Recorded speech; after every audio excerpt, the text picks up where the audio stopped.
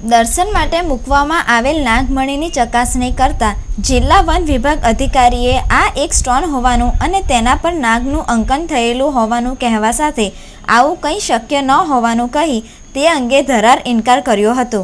જો કે શ્રદ્ધાનો વિષય હોય ત્યાં લોકો આવા તથ્યો સ્વીકારતા નથી, તે પણ વાસ્તવિકતા છે। આજરોજ ભૃગુ ઋષિ મંદિરની અંદર એક નાગમણી મંદિરની અંદર પ્રદર્શિત કરવામાં આવી રહ્યો છે એવી એક માહિતી મળતા અમે અમારી ટીમ તથા વાઇલ્ડલાઇફ વોર્ડનની ટીમ સાથે આ મંદિરની મુલાકાત કરતા જે જગ્યાએ આવીને જોયું તો જે નાગમણી તરીકે જેને પ્રદર્શિત કરવામાં આવી રહ્યો છે એ હકીકતમાં અમારી તપાસમાં એક સ્ટોન હોવાનું, જેમ્સ હોવાનું જણાઈ આવે છે।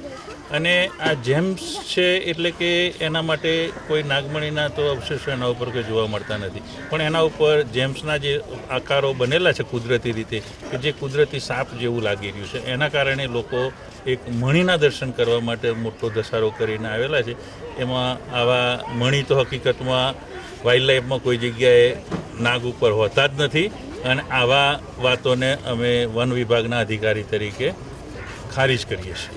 આજ રોજ ભરૂચ ભૃગુ મંદિરની અંદર નાગપાંચમના પવિત્ર તહેવારના નિમિત્તે સુરતના નાગમણીના માલિક કશ્યપભાઈ શાહ પોતાના નાગમણી લઈને આ મંદિરે ધાર્મિક આસ્થા સાથે સંકળાયેલા લોકો સાથે પ્રદર્શિત કરવા માટે આવેલા। એમના દર્શનાર્થે ભાવિ ભક્તોને આમંત્રણ આપેલું હતું।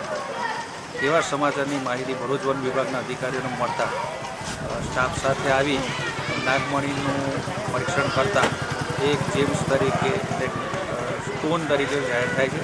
નાગમણી વાઇલ્ડલાઇફની ભાષામાં હોતો નથી, પરંતુ આ નાગમણી ધાર્મિક આસ્થા સાથે જોડાયેલું છે એવું અહીંયા સૂચન થવા પામેલું છે।